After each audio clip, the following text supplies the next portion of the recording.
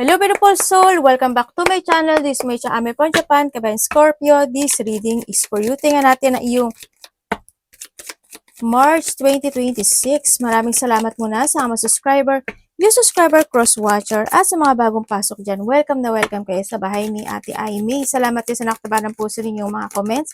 At sa mga nagpa-personal reading, marami pong salamat. Kung gusto nyo na energy nyo lang talaga, ang gusto nyo makuha natin, all the details is in description below. Pakicheck na lang. General reading tayo, kunin mo lang ang sayo, at itapon ang hindi naman talaga sa'yo. Maaring vice versa, energy mo, energy ng person mo, energy ng malapit sa puso mo, nangyayari or mangyayari pa lang. Use your own intuition, lawakan nyo inyong isipan, ano man ang gender mo, ano man ang edad mo, wala sa baraha ang kapalaran ng tao, kayo pa rin ang makapagpapabago nito. Gawin yung guide, yung mga warning, hindi po negative yun, warning yun, para magkaroon din kayo ng awareness, change of decision, or mga pwedeng maiwasan. Pero kung gusto mo na positive reading lang yung gusto mo marinig, hindi itong channel na ito ang para sa'yo. General reading tayo. Energy reading ha, Scorpio. Okay, let's go.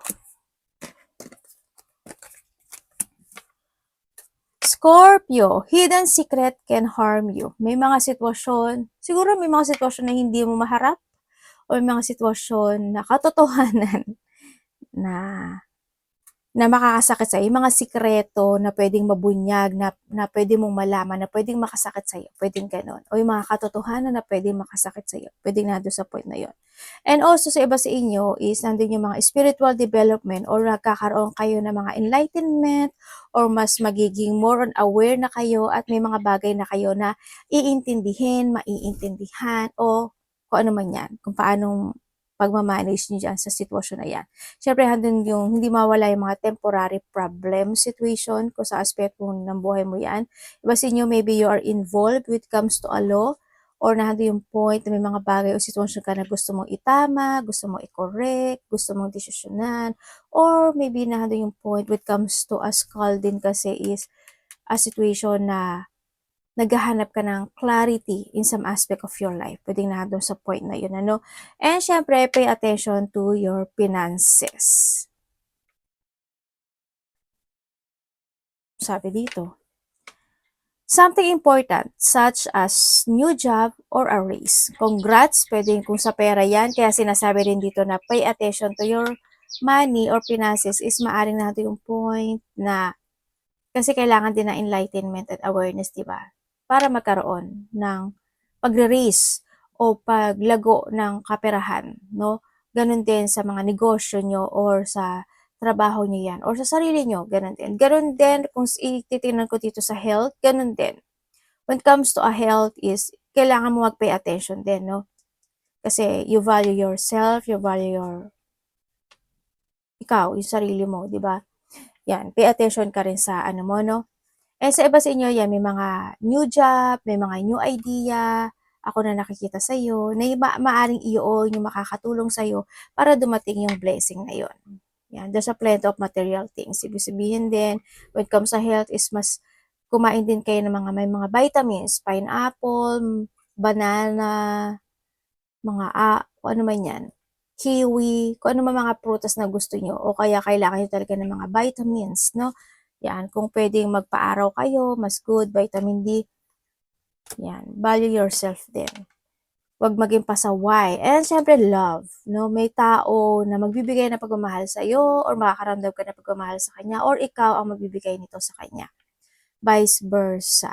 Pwedeng iba dito, this is a new love or pwedeng nahado yung point na a new attraction in life.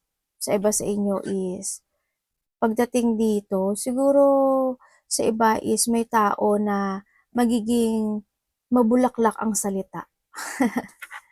Kasi sa flower.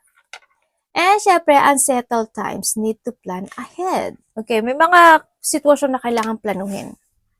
Kumbaga, wag maging impulsive, pag-isipan, intindihin, siyasatin, sitwasyon. Wag maging kangaroo, talon ng talon ng talon ng talon. And then after that, ang pangat ng outcome. Diba?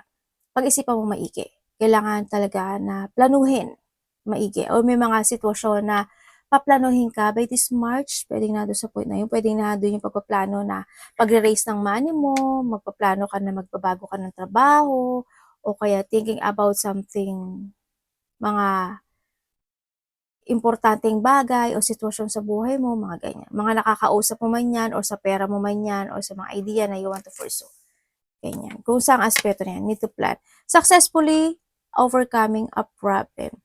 Nandito ka sa sitwasyon na you want to structure or nag-i-structure ka na isang sitwasyon sa buhay mo and to overcome yung problema na yun, or gusto mong maisaayos o isaayos yung problema na yun.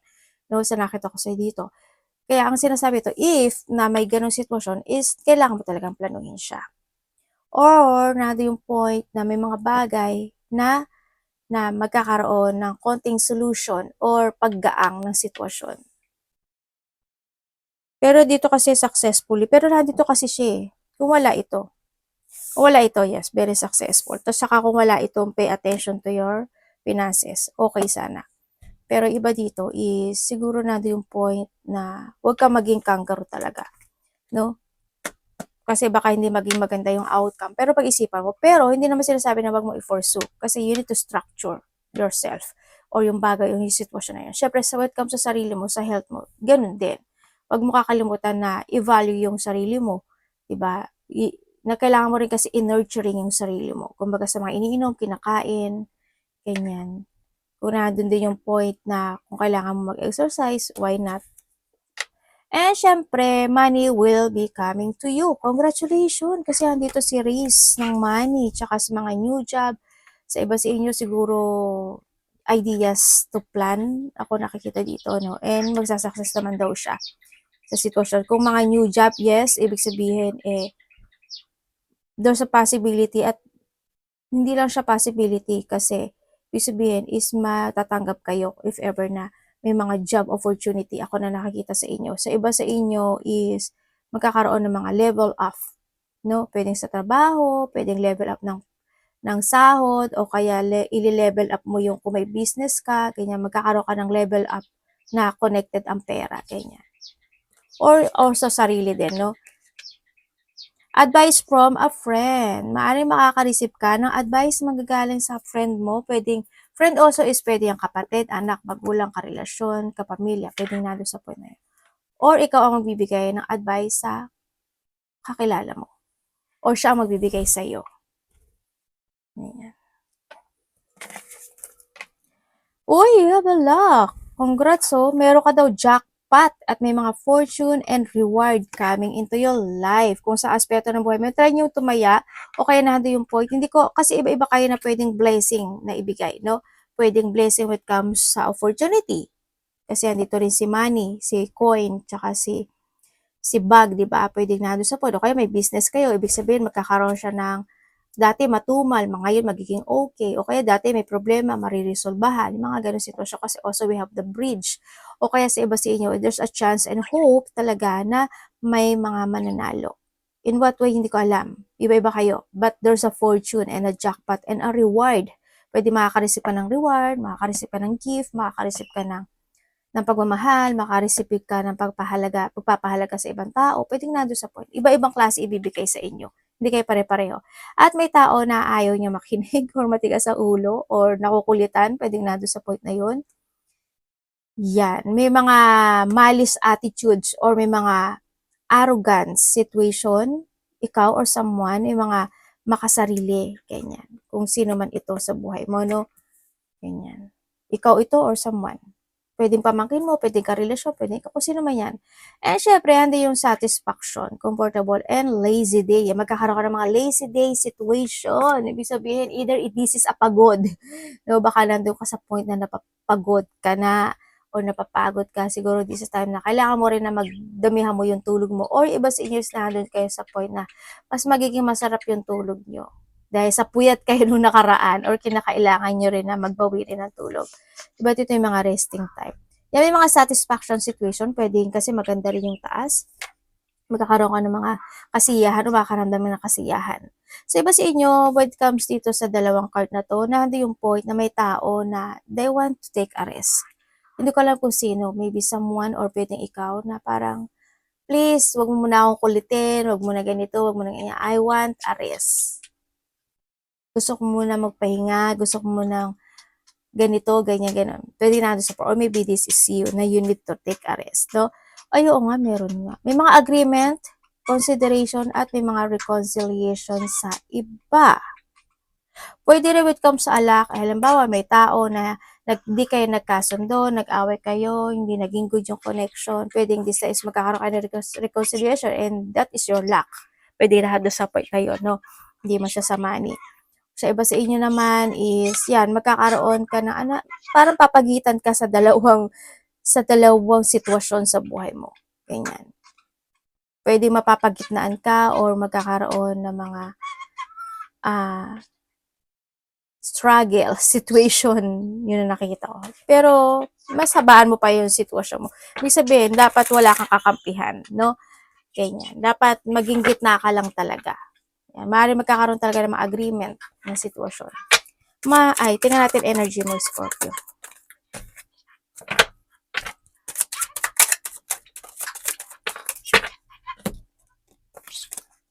Okay, when it comes sa iyong energy, ang nakikita ko sa iyo dito is magkakaroon ka ng mga reminiscing from the past situation.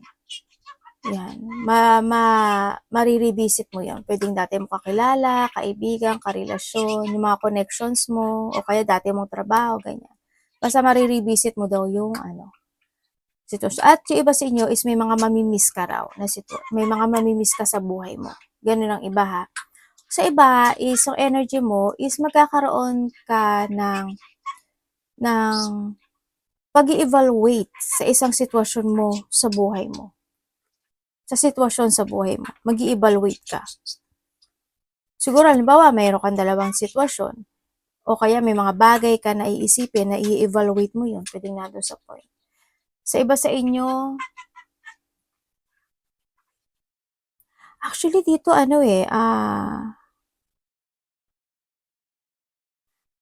merong, hindi ko alam kung ikaw, pero may pagsisisi.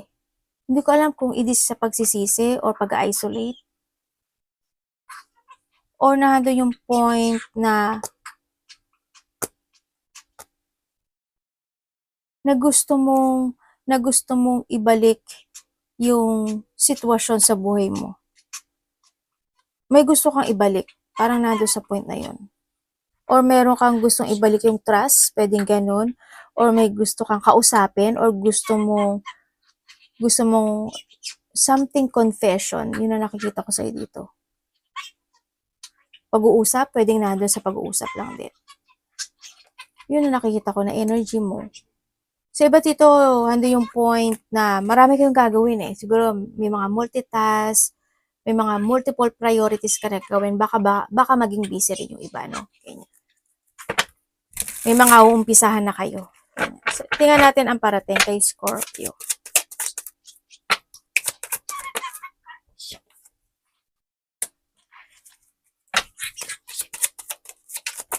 Ay, ano ba yun? Parating sa iyo. Okay. Parating sa iyo, Scorpio. Okay. Parating sa iyo, ang nakikita ko sa iyo dito is magkakaroon ka daw ng mga pagpapaliban sa buhay. Ganyan. May mga ipagpapaliban ka. Kumbaga, doon sa point. Siguro, iibahin mo yung, alimbawa, pa-schedule ka, ibahin mo yung schedule. Alimbawa, Monday ay magiging Tuesday na, magiging Wednesday na. Pwedeng ganon. No? O may mga i-work it out ka na pwede mo ipagpaliban. O doon yung point na magkakaroon ka ng sitwasyon na pwedeng magpabago-bago yung isipan mo.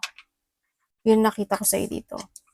Parating din sa'yo, ang nakikita ko din sa'yo kasi is magkakaroon ng union sa tao na malapit sa'yo. Kilala mo na to, syempre. Magkakaroon ng union, iba dito may mga lakad, travel, malayo o malapit sa nakikita ko sa'yo dito. Pero bakit ganun? May mga unexpected situation daw ako na nakikita sa iyo. Unexpected, may sakit ka ba? Or someone who's connected sa'yo may sakit? Hindi ko lang alam why, pero Maaring may mga sakit yung iba 'no, sa nakita ko dito. Puwede rin na point na may mga mananakit sa'yo, ganyan. May mga painful situation. Ibig sabihin either mananakit yung tiyan mo, sikmurain ka, o kaya 'pag babae ka, menstruation, o kaya mag-LBM ka, mga basta unexpected pain. Yun ang nakikita ko sa'yo. Parating din. Ingatan mo na lang yung sarili mo. Parating. May mga iwo-work it out ka daw, na sitwasyon, eh. Ang hindi ko lang maintindihan may pagseselos. Hindi ko alam kung nagseselos ka ba o magkakaroon ng selosan, ganyan. May mga lack of control situation, may tao na may pang-aabuso. Ibig sabihin, either aabusuduhin mo o may tao na inaabuso ka na maaaring hindi mo rin napapansin, puwedeng nandun sa point na yun. Or sa iba is may mga sitwasyon na hindi ka daw mapapakali. Baka busy ka lang kaya hindi ko nakikitang hindi ka mapakali. And also, may tao na ano, sana hindi ikaw, pero may tao na masyadong exaggerated. May tao na may pagka tapos tapos basta hindi ko alam. Ayoko naman sabihin na ikaw 'to, 'di ba, malay mo hindi naman ikaw 'to. May nakikita kasi akong tao na medyo may pagka-abnormality. Di ko alam why, pero nando'n yung point na iba-iba siyang kumilos or iba siyang gumawa. May pagka either exag or masyado siyang may pagka-abnormality hindi hindi same sa lahat. Puwedeng yung tao na yun, meron lang siyang strategy, puwedeng nandun sa point or ikaw or maybe ikaw 'to. Hindi ko alam in what way, eh. Tapos may sinasabi na meron ka daw naumpisa na meron kang ano, parang not finishing, may inumpisa na hindi na natapos, parang may gano'n. Hindi ko alam saan yun. Kung ano man yun, tapusin mo na o resolbahan mo na or you need to progress it. Ano kung ano man yan kasi kailangan mo daw i-work it out yung situation na yun. Yun ang sabi.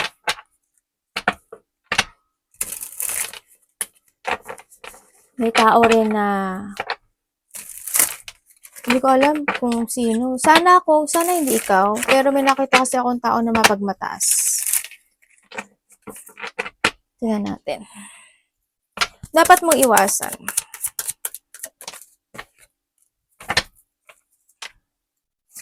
Okay, dapat mong iwasan. Siyempre, iwasan. Devil, oh.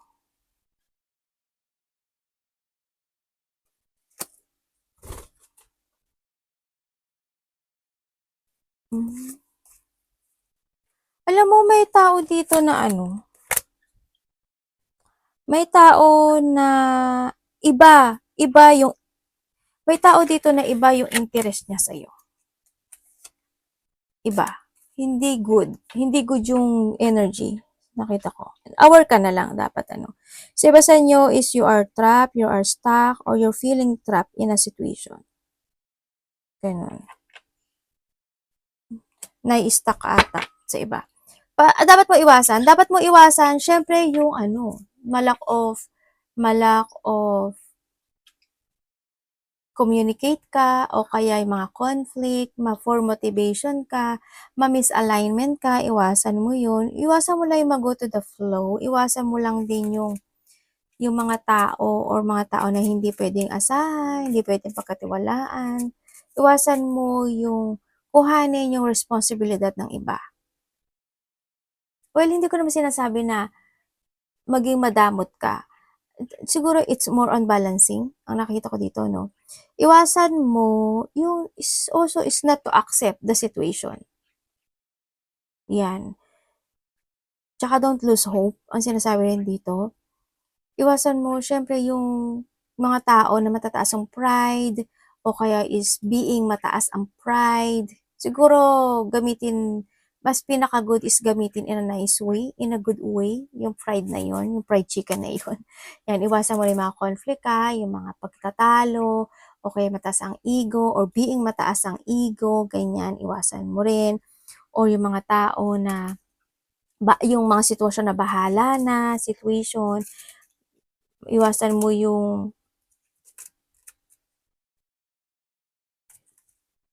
yung pagkabagot, kumbaga, do something na pwedeng makapagbigay sa'yo ng interest, ganyan, ang nakikita ko sa'yo dito. Yun. Tingnan natin. Love, kapatid, anak, magulang, karelasyon, kaibigan, pamilya, Scorpio. Tsaka yung money mo din ha. Ingatan mo rin. Pero tingnan natin yung money mo, mami.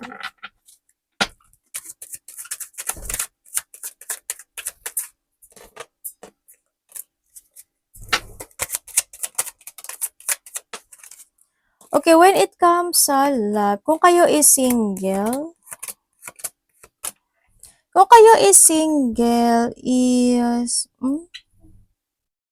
meron naman. Pero may nangyari. May hinihintay ka? Or maybe this person is waiting. Yun ang nakikita ko. Sa mga single, parang hindi ka naman interest sa iba. Parang mas nag-iingat ka ata dito sa nakikita ko dito. This time. Sa iba dito, may isa hanggang dalawang tao ako nakikita sa'yo. But, ang nakikita ko is, hindi ko lang alam kung siya is may interest sa'yo or ikaw is nawawalan ka ng interest sa kanya. Kasi parang hindi ko, either hindi ko alam eh. May mga bagay na hindi siya sinasabi or ikaw may mga bagay ka na hindi sinasabi or nandun ka sa point na nagkakaroon ka talaga ng option sa buhay mo, sa mga single dyan. Yun. Or pwedeng sa iba, hindi ka lang talaga totally interesado pa sa situation. Kasi may mga naganap o nangyari in the past, pwedeng nandun sa point na yun. Kung kayo naman is nagkahiwalay sa inyo, yung iba kasi dito may naghihintay sa pagdating sa love. Hindi ko alam kung bago ito o luma, pero someone's waiting. Nagkaroon ng sikreto. Okay naman din ang nakita ko, pero may mga biglaang sitwasyon na naganap o nangyari when it comes in this connection. Hindi siya ganun naging matatag, pero handun yung sitwasyon na hindi naging maganda. No, nagkaroon ng pagbabackstab o rock bottom o betrayal yung situation, naging player din kasi yung isa. Pero naging challenge din naman sa isa sa kanya yung connection na ito. Nandun din yung point na nagkaroon pa naging patient pa yung isa sa inyo eh. Naging patient or nag-intindi or nagkaroon siya na pag-evaluate sa situation. Pero dumating yung point na nagkaroon na ng pag-let go talaga. Pero isa sa inyo is still na nahahatak pa rin ng nakaraan. Kung ano man nangyari sa kanya at ba't siya nawala, yun ang nakita ko.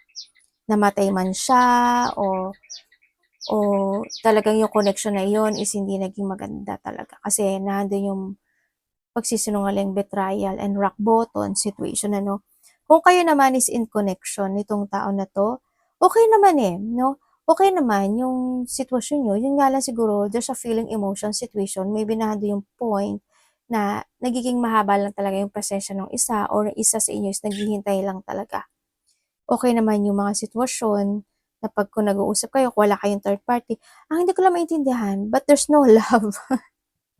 Bakit walang love? Wala yung love eh. Hinahanap ko talaga, wala siya yung love. Baka matagal na kasi kayo, no? Baka nandun na kayo sa point na nagiging kampante na kasi isa't isa. Kaya hindi ko nakikita yung love. Pero dito, there's no love situation. Pero pagdating sa connection na ito, may mga ikakagulat, ikakabigla kang sitwasyon o ikakashock pagdating sa relasyon. Yung isa sa inyo is napaka-very supportive naman, pero hindi nagiging totoo, no? Sana hindi nyo energy to kasi dito sa sitwasyon is may pagsisinungaling. Someone's abandoned. May nag-abandon na. Alam mo dito sa sitwasyon na to, sabi dito, when it comes sa connection, kung gusto mo ko, dapat sumunod ka. Magpasensya ka. Nandun sa point na yun. May nag-block sa'yo, Scorpio, or binlock mo to? May nakita akong pagbablock eh. Meron din ako nakitang paglilit go.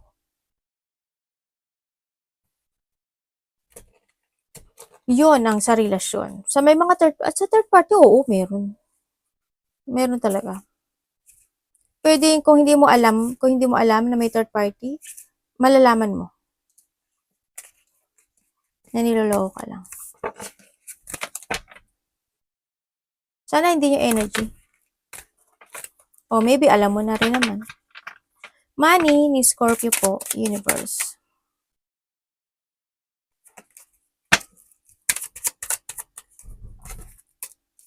Okay, pagdating sa money mo, ang nakikita ko naman sa'yo, maaaring may business kayo, malaki o maliit. Pagdating sa money mo, okay naman. You try to make it balance pagdating sa money mo. Kahit pa paano, hindi ka na si zero naman kahit pa paano, no? Kasi handun din naman yung pagsisave ng money mo sa nakikita ko sa'yo dito. You value your money. Yun nga lang, may mga unfinished business pagdating sa money. Hindi ko alam why. Siguro, may mga idea ka siguro na gusto mo pang i-pursue, pwedeng ganun. O kaya may mga pagkakautang pa yung iba. O kaya may mga dapat pang ayusin pagdating sa money. Ganyan. Kung iba sa inyo, marami kayong gustong gawin pagdating na connected ang money. Siguro gusto mong bilhin to, gusto mong gawin to, gusto mong ganyan, ganun. Connected yung money. Yun na nakikita ko sa'yo. Advice. Wala naman akong basta as long as you are balanced, magiging okay yung money mo. Advice. Okay, pagdating sa advice is kinakailangan mo daw na maging aware, no? Hindi lang din sa ibang tao, sa sarili mo din. Maging aware ka rin sa sarili mo, sa iniinom, kinakain mo. Ang sinasabi dito, mahalin at talagaan mo yung sarili mo. Maging aware ka rin sa mga salita mo rin, ganyan, sa mga sasabihin mo. Sinasabi sa'yo is you need to pursue any situation into your life. Kung may mga project ka o idea ka na naiisip, you need to pursue it kasi there's a victory and success into your life. Merong pagtahak ng bagong journey ako na nakikita sa'yo. Also, may mga good news situation din na parating sa'yo. Scorpio, congrats. Ay, oh my God. Scorpio, may galit sa'yo? Alam mo ba na may tao dito na hoping hindi ikaw, hindi ko lang alam, sana hindi ikaw, pero may tao dito na nagpa-black magic sa'yo. Or maybe, is may tao na masama yung pakay sa'yo. Talaga. Di ba nakita ko na yung kanina? Or basta masama yung, there's a dark thought situation ako na nakikita sa'yo.